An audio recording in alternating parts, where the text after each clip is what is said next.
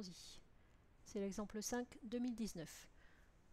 Alors, on vous offre une fonction pour afficher une loi, donc il faut regarder ce que ça fait. C'est pas, donc pour aujourd'hui, c'est pas le plus important de regarder le Python. Alors, ce sont des fourmis. Les fourmis ont deux possibilités, chemin A et chemin B. Quand une fourmi passe sur un chemin, elle dépose des phéromones. Et la quantité de phéromones augmente. Donc, on dit un peu plus loin qu'elle augmente de quelle façon? C'est la quantité qui est multipliée par le facteur R qui est supérieur à 1, un réel supérieur à 1. Et au niveau du choix du trajet, elle choisit un trajet avec une certaine probabilité. Lorsqu'il y a une quantité A de phéromones sur le chemin A et B sur le chemin B, elle choisit le chemin A avec probabilité A sur A plus B. C'est proportionnel à la quantité de phéromones, enfin à la proportion de phéromones sur le chemin qu'elle veut choisir. Au départ, c'est 1, la quantité de phéromones. Et voilà. Alors, déterminer la loi des variables x1, x2 et x3. Je vais vous montrer le calcul. Donc, pour x1, c'est simple. x1, c'est le nombre de fourmis qui choisissent le chemin A au départ. Enfin, c'est lorsqu'il n'y a qu'un trajet. Donc, en fait, il n'y a qu'une fourmi à regarder. Donc, notre fourmi, elle choisit le chemin A avec probabilité 1 sur 2. Et le chemin B avec probabilité 1 sur 2. Donc c'est une loi de Bernoulli de paramètre 1,5. Simple. x2, c'est le nombre de fourmis qui choisissent le trajet A lorsqu'il y a deux trajets, ou ce sont des fourmis différentes, hein, deux fourmis différentes, donc une première puis une deuxième. Donc x2, le nombre de fourmis qui passent par le chemin A, ça va être un entier entre 0 et 2. Soit il y a 0 fourmis, soit il y a une fourmi, soit il y a deux fourmis. Comment peut-il arriver qu'il y ait 0 fourmis? 0 fourmis, il y a une seule possibilité, c'est que les deux fourmis ont choisi le chemin B. Une fourmi, soit la première a choisi le A et la deuxième le B, soit la première a choisi le B et la deuxième le A. Et pour x2 égale 2, les deux fourmis ont choisi le chemin A. Et pour x3, c'est pareil, il y a peut-être un petit peu plus de cas à regarder. x3 vaut 0 si les trois fourmis ont choisi le chemin B. x3 vaut 1 si une des trois a choisi le chemin A, une seule des trois, une et une seule. Donc soit la première, soit la deuxième, soit la troisième. Là, il va y avoir trois probabilités à ajouter. Et pour x3 égale 2, c'est pareil. Il faut que deux fourmis sur les trois aient choisi le chemin A. Donc soit la fourmi 1 et la fourmi 2, soit la fourmi 1 et la fourmi 3, soit la fourmi 2 et la fourmi 3. Et x3 égale 3, les trois fourmis ont choisi le chemin B. Donc j'ai trois lois à écrire. Dites-moi si vous avez écrit complètement x1, x2, x3. Est-ce que vous avez les trois lois?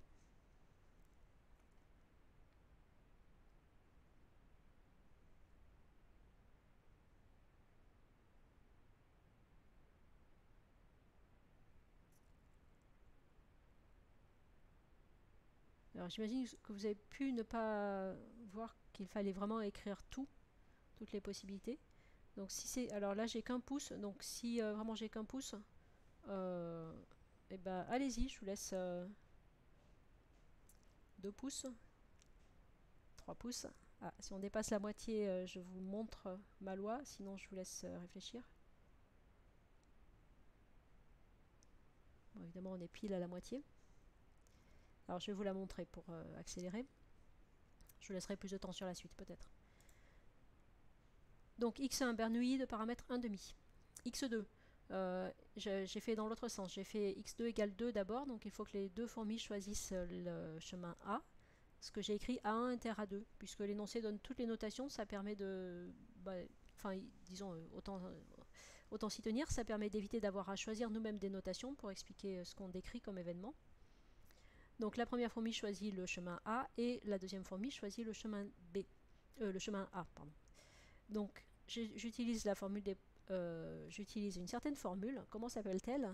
Je vous laisse l'écrire dans le chat. Comment s'appelle la formule que j'ai utilisée ici et que vous voyez après dans le cas de 3. Après j'ai plus détaillé. Donc c'est ici qu'il faut donner le nom de la formule.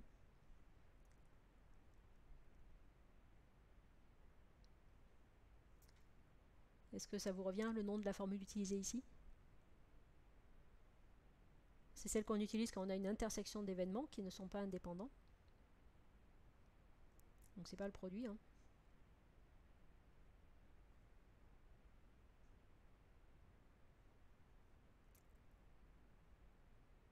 Probabilité composée, très bien. Donc,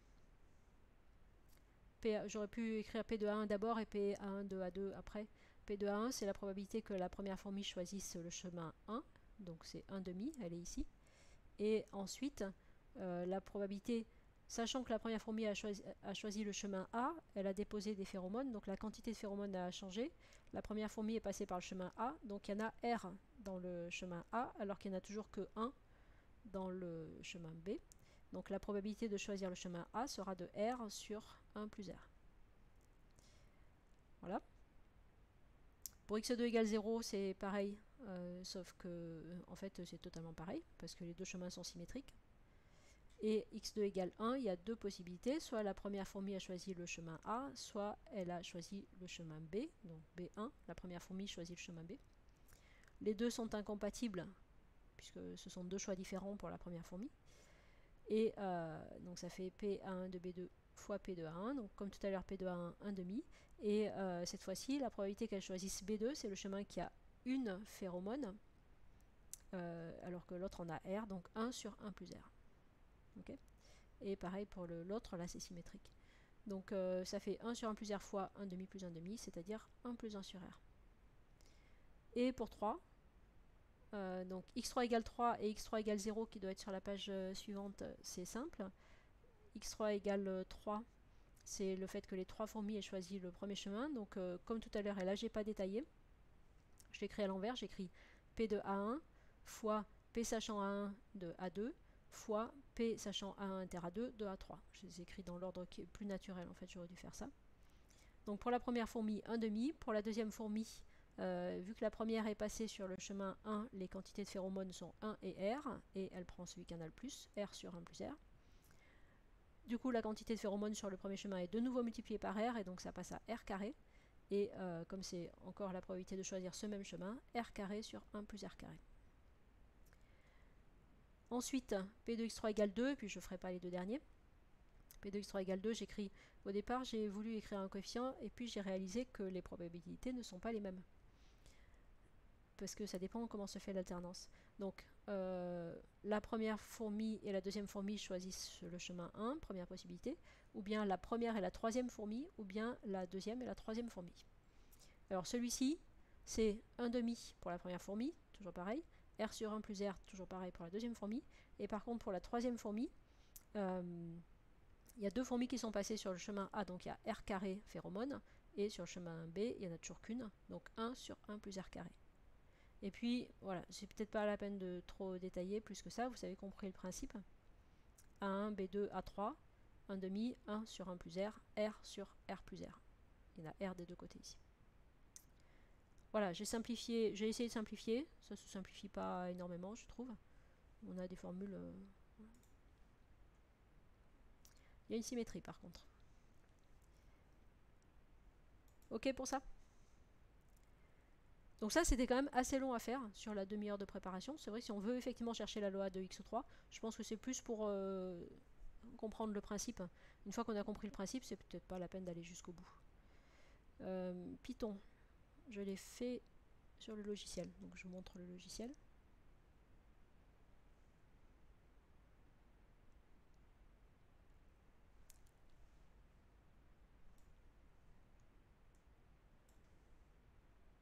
Voilà, alors la question c'était d'écrire d'abord simul x. Ici, simul x prend en paramètres n et r et simule les déplacements de n fourmis, suivant la règle, et renvoie xn, le nombre de fourmis qui ont pris le chemin A. Donc voilà ce que j'ai fait, je vous laisse le regarder. D'ailleurs ça me fait penser que j'ai pas mis ce fichier là sur le drive, dans le corrigé. Donc le nombre de fourmis xn égale 0. Chemin, ça va être une liste qui contient la quantité de phéromones sur chaque chemin. Donc 1 sur le A, 1 sur le B initialement. Et je fais n fois l'opération suivante. Ça c'est juste pour appeler A et B les valeurs qui sont dans la liste chemin, parce que sinon ce serait lourd à lire ici. Donc je donne un nom AB aux deux valeurs qui sont là. L'événement aléatoire il est là, je regarde si j'ai réussi à avoir, quelque chose de plus petit que A sur A plus B. Ça correspond à l'énoncé. Plus petit que A sur A plus B, je choisirai le chemin A, et ceci va se produire avec la probabilité A sur A plus B, c'est ce qu'on veut. Donc si mon random est plus petit que A sur A plus B, je choisis le chemin A, c'est le chemin de 0, qui va se retrouver multiplié par R. Et le nombre de fourmis qui sont passées par le chemin A augmente de 1. Sinon, c'est sur l'autre chemin que je mets mes phéromones et je ne fais rien de plus, puisque c'est juste le chemin A qui m'intéresse. Et à la fin, je renvoie xn. Donc, je l'exécute pas, enfin, j'exécute pas ma fonction, ce sera dans le graphe après. Alors, ici, donc ça c'était la question 2. On passe à la question 3, loi x. On veut une valeur rapprochée de la loi, donc les probabilités pour xn. On avait déjà réfléchi au fait que les valeurs c'était entre 0 et n. C'est le nombre de fourmis qui passent par le chemin. Il y a n fourmis au total, donc entre 0 et n.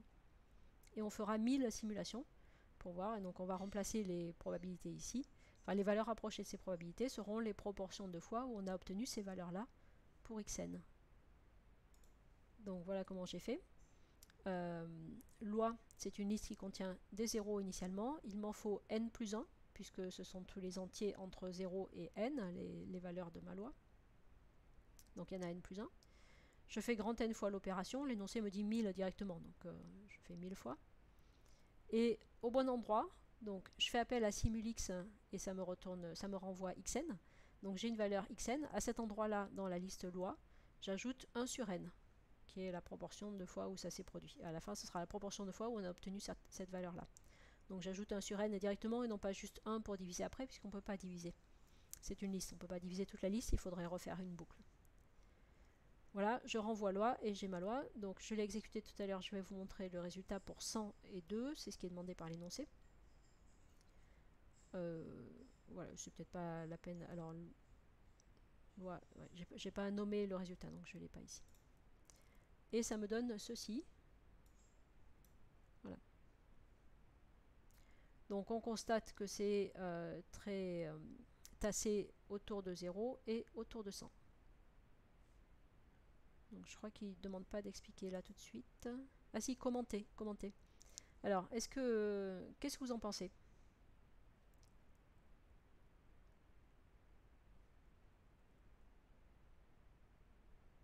Enfin, c'est commenter en fait, puisque après il y a la question est-ce que ça rend compte du comportement des fourmis? Donc on va se contenter de commenter, c'est-à-dire juste ce que j'ai dit là. D'abord, ça a l'air symétrique, on l'avait constaté sur x1, x2, x3, et les valeurs sont toutes très proches, soit très proches de 0, enfin, soit très proches de 0, c'est-à-dire, qu'est-ce que ça veut dire ce 0 là? Pardon. Ça veut dire que très peu de fourmis choisissent, si xn vaut 0, ça veut dire que enfin, si xn est proche de 0, ça veut dire que très peu de fourmis ont choisi le chemin A. Et si xn est proche de 100, ça veut dire que la plupart des fourmis ont choisi le chemin A. Donc c'est pas équitablement réparti du tout.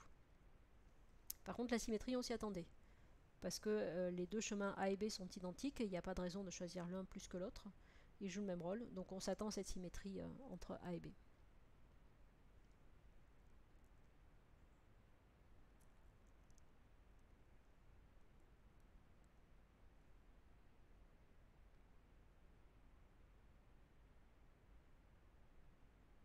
J'attends, je vois Maël qui écrit.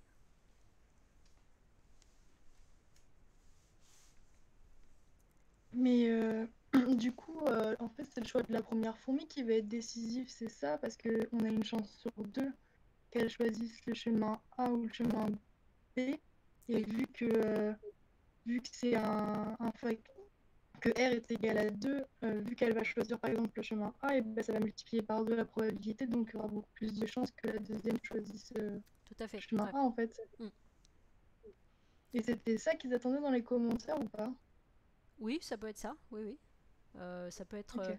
soit ici, effectivement, commenter, enfin, le fait de dire qu'on s'y attendait, et pourquoi? Parce qu'une fois qu'un chemin a été choisi, il se retrouve avec plus de phéromones que l'autre.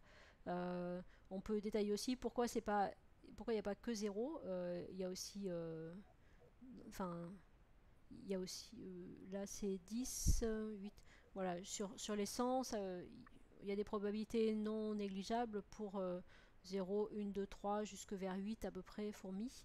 Donc ça veut dire que malgré une probabilité qui devient faible, c'est pas impossible que la fourmi suivante choisisse le chemin avec la plus faible probabilité. Et si ça se produit 2 fois d'affilée, après c'est cet autre chemin qui se retrouve avec la plus forte quantité de phéromones. Il suffit de 2 d'affilée qui fassent l'événement le moins probable. Moins probable, ça ne veut pas dire impossible. Mais effectivement, oui. Une fois qu'une fourmi est passée sur un chemin, la probabilité de rester sur ce chemin augmente.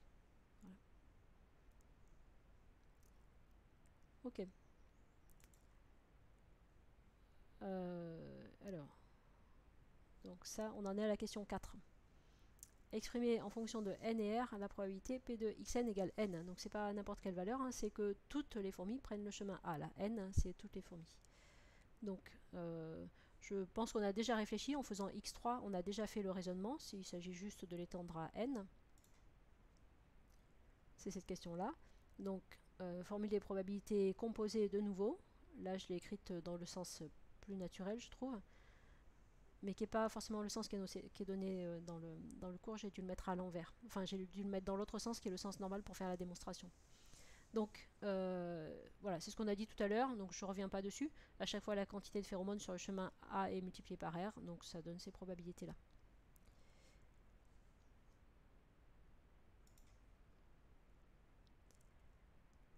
Alors, ensuite, une étude de suite.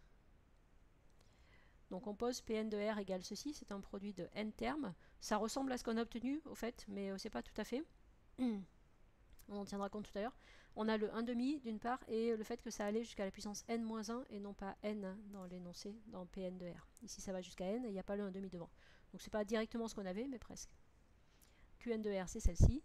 Démontrer que les suites Pn de R et Qn de R convergent. Voyons. Alors est-ce que vous avez réussi ça?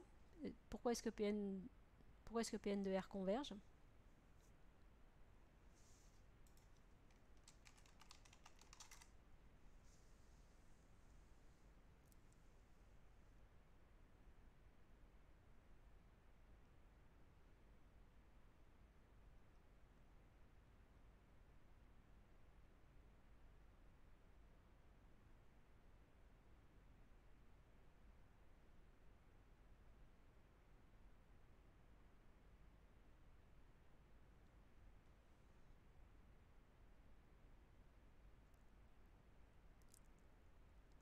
On fait Pn plus 1 sur Pn, tout à fait. Pn plus 1 sur Pn, et on voit que c'est plus petit que 1. Pn plus 1, puisque pour passer de Pn à Pn plus 1, on multiplie par un terme. Puisque à chaque fois, c'est un produit de termes qui sont les mêmes au début, et il y en a un qui se rajoute à chaque fois. Donc Pn plus 1 de R sur Pn de R, c'est juste le dernier terme, donc ce sera Rn sur 1 plus Rn plus 1. Ce sera, qu'est-ce que j'ai dit? Ce sera R puissance n plus 1 sur 1 plus R puissance n plus 1. Et donc le numérateur étant plus petit que le dénominateur, puisque c'est la même chose plus 1, c'est plus petit que 1. Donc Pn plus 1 est plus petit que Pn. Donc la suite est décroissante. Et c'est pareil pour celle-ci, elle est décroissante aussi, puisqu'on multiplie par un terme qui est plus petit que 1 à chaque fois. Donc on a deux suites qui sont décroissantes, qui sont des suites de termes tous positifs. On voit qu'il n'y a que des nombres positifs. Alors là, il n'y a que des plus. Et là, pourquoi est-ce que c'est positif? Parce que R est supposé plus grand que 1, c'est dit dans l'énoncé ici. Donc R étant plus grand que 1, 1 sur R est plus petit que 1, et les puissances successives pareil. Donc 1 moins 1 sur R reste positif, ainsi que tous les termes suivants. Donc on a deux suites décroissantes et minorées par 0, donc elles convergent. Je vais afficher bien écrit. Voilà, minorées par 0, donc elles convergent, et pareil pour celle-ci.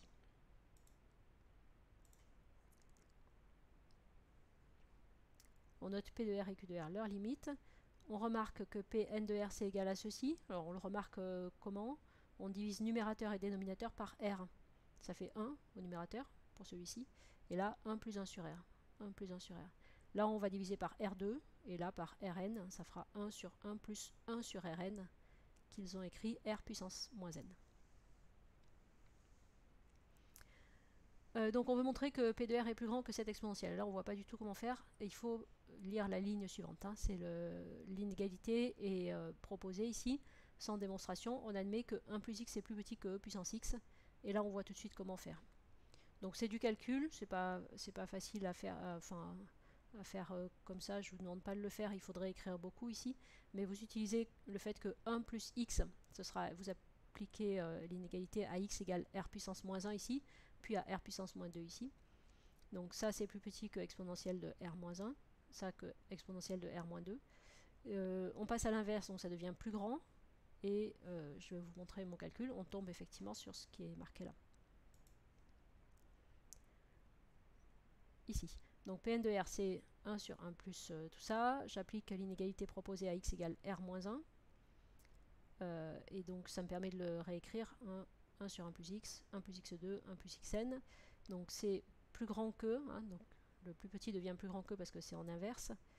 Et les produits d'exponentielle sont l'exponentielle de la somme. Je mets le x en facteur parce que c'est la somme des termes d'une suite géométrique, mais ça commence pas à 0, donc je mets x en facteur. Donc ça fait moins x facteur de 1 plus x2, etc. plus xn moins 1. J'utilise la formule pour la somme des termes d'une suite géométrique, ici, 1 moins x puissance n sur 1 moins x. Et ensuite, je simplifie pour faire réapparaître ce qu'on veut. Alors le terme qu'on veut, en fait j'ai simplement séparé en deux.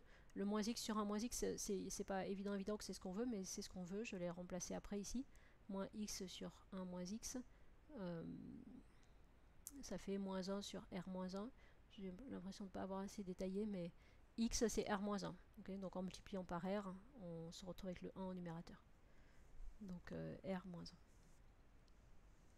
Fois ce terme-là. Donc ce terme-là, peut-être je peux grossir un peu.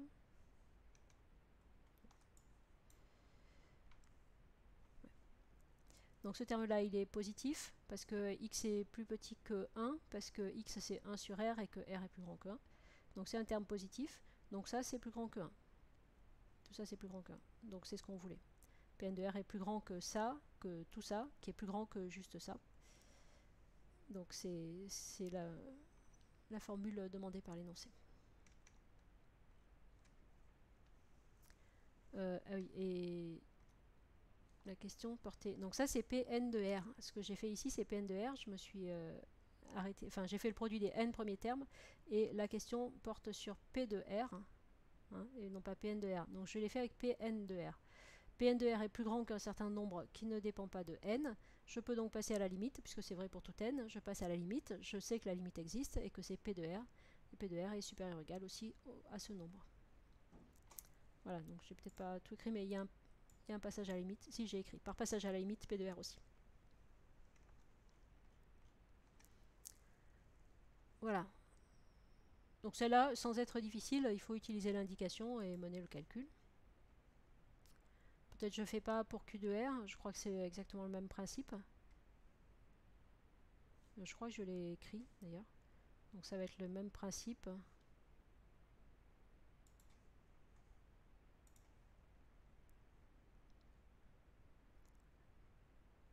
Donc ce sont des moins 1 sur... pourquoi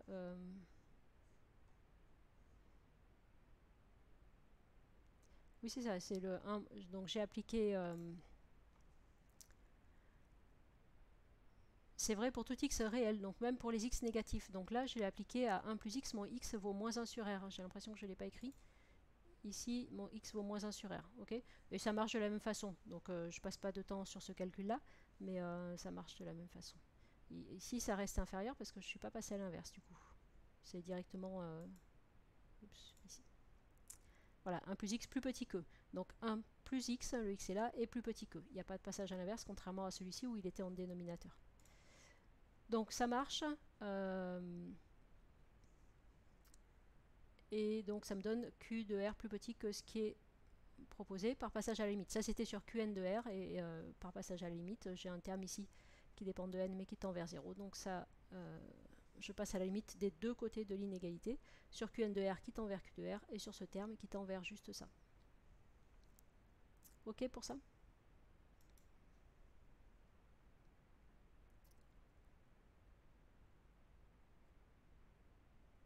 Donc voilà pour Q de R et P de R. C'était deux suites qui se ressemblent, mais enfin a priori n'ont pas de raison d'être égales. Donc on vous demande d'admettre en plus que c'est la même limite, P de R égale Q de R. Donc puisque c'est la même limite, on a un encadrement, P de R est plus grand que ça et plus petit que ça. Donc on a un encadrement de ceci qui était presque la probabilité P de xn égale n, enfin Pn de R était presque mais pas tout à fait. Donc il y avait un demi et ça n'allait pas jusqu'au bout. Okay, donc j'ai fait le calcul ici. P de xn égale n, c'est un demi de Pn-1, ça s'arrêtait à n-1 dans notre P de xn égale n. Donc ça tend vers un demi de P de R et l'encadrement, enfin les deux questions précédentes nous permettent de l'encadrer entre la plus petite valeur, P de R était plus grand que ça, et Q de R était plus petit que celui-ci. Voilà, avec le 1,5 devant. Alors je me suis arrêté là, il y a encore une question d'interprétation je crois, mais en tout cas on a trouvé un encadrement pour la limite. Je n'ai pas cherché dans Python, on pourrait rentrer pour R égale 2, voir ce que ça donne comme intervalle, le faire dans Python. Il y a une question d'interprétation, est-ce que ce modèle vous semble approprié? Donc moi je ne vais pas répondre, je pense que vous y connaissez plus en fourmis que moi.